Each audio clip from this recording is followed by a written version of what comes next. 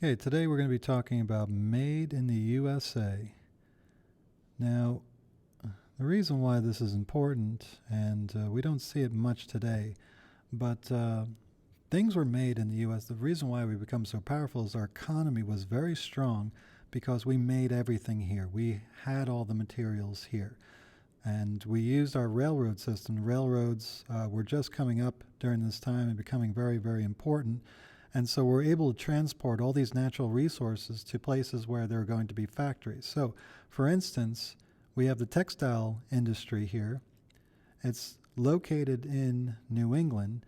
And what they would do, let me just get this right here, is that cotton, all this cotton from the South, would be transported to New England, places like Massachusetts, Connecticut, and they would take that cotton and other things, wool, so forth, and turn it into clothing. And then they would get back on those railroads and start going throughout the country and selling those clothes everywhere in the United States. Next, we come to the steel mills, and they're going to be centered in Pittsburgh, Pennsylvania. So, steel mill, just like the Pittsburgh Steelers, we talked about this in Chapter 1, but the reason why this is happening is because you got all this coal here, like in West Virginia, Ohio, Pennsylvania, and they would transport it on rail to Pittsburgh, and then all this iron from, let's say, Minnesota also comes into Pittsburgh, meets up with all that coal that's in the area, and they turn it into steel. And then steel can turn into railway lines, locomotives, buildings, ships, whatever they need it. And so we don't have to go outside to another country to get the coal. We got the coal right here. We don't have to go to another country to get the iron. The iron is right here, coal over here, iron over here. And so we've already got all the pieces.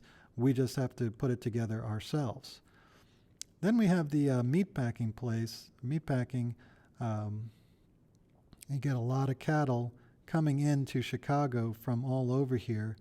And the reason why Chicago is a center for the meatpacking place is because they're a center hub of trade. All the railroads converge into Chicago and then go out everywhere. They've got a big port for all these Great Lakes areas, so anybody that's shipping stuff in can go into Chicago.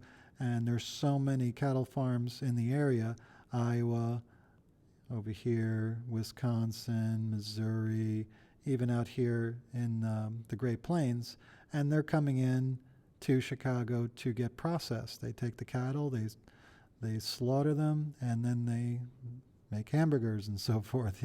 They send it out to be shipped to everybody else. And then finally, we have the car assembly plants, which are going to be in Detroit, Michigan, which is right around here. Okay, I don't know if you could see that. So Detroit right over here. So we've got Pittsburgh over here, where we get all the coal and all the iron. They turn it into steel, and then they send that steel over to Detroit to help make machines, to make cars, make parts of cars. All these materials, all this know-how, all this infrastructure is set up in this area right here to set up all the things that we said: textiles, cars, meatpacking, steel industry.